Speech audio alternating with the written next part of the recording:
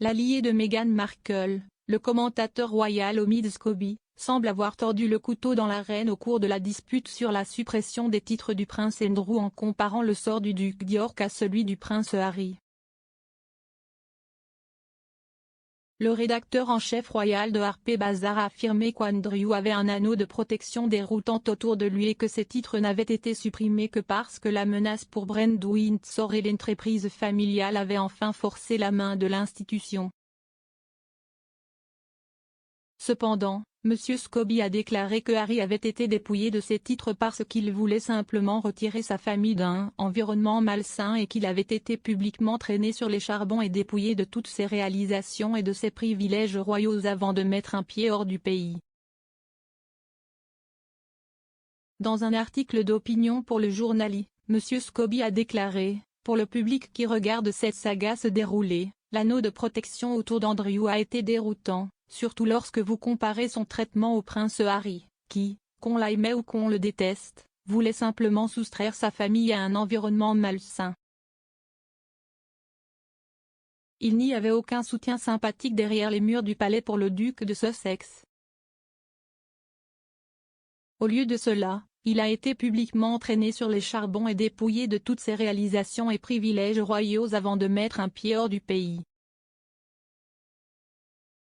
Meghan et Harry rompent le silence avec un nouveau geste caritatif après la ligne de protection de la police. Meghan Markle et le prince Harry ont rompu leur silence avec un nouveau geste caritatif au milieu d'une dispute en cours sur la protection policière. Pour marquer la journée de Martin Luther King Jr. lundi 17 janvier, le duc et la duchesse de Sussex ont fourni des food trucks locaux appartenant à des Noirs pour commémorer la date.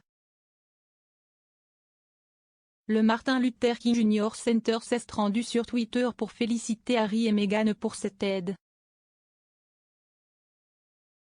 Le centre a écrit « Merci, le prince Harry et Meghan, le duc et la duchesse de Sussex, d'avoir fourni des camions de restauration locaux appartenant à des Noirs pour nos bénévoles du projet de service #MadamKD. Vos soins comptent tellement pour ceux qui sont ici pour s'inscrire et éduquer les électeurs et collecter des articles pour nos voisins sans abri. » La princesse Marie et la princesse Marie brillent dans un portrait spécial de la famille royale danoise. La princesse Marie et la princesse Marie ont stupéfié les fans royaux dans un portrait spécial de la famille royale danoise pour marquer un anniversaire spécial. Elle a été prise pour marquer le 50e anniversaire de l'accession au trône de la reine Margrethe II dans le salon verdoyant du palais de Christian VII. La monarque de 81 ans était entourée de 3 générations de sa propre famille dans le portrait pris avant un dîner privé avec le couple du prince héritier.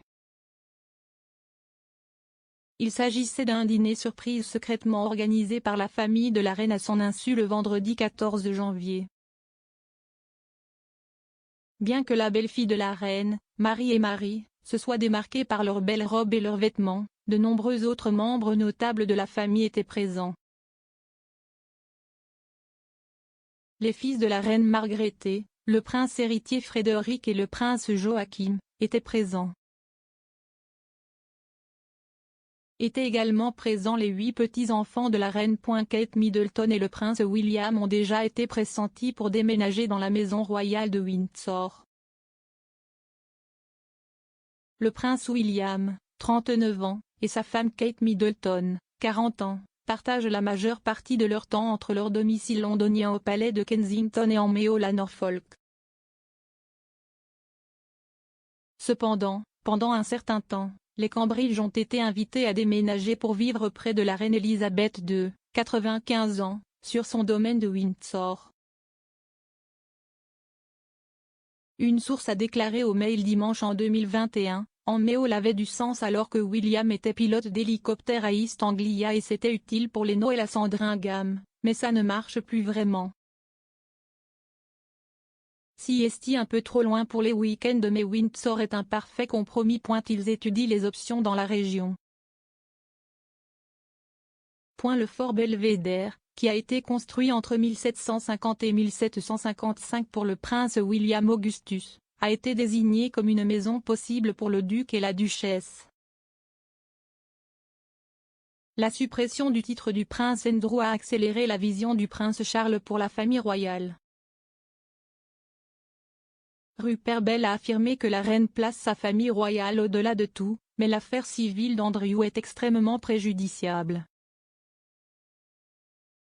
Le prince Charles préfère que la monarchie soit allégée, ce qui est adapté à son objectif et peut accélérer le processus. Cependant, le retrait des titres royaux du prince Andrew a été difficile pour Sa Majesté qui voulait qu'il soit au premier plan lors de la célébration de son jubilé de platine remplissant les fonctions en son absence.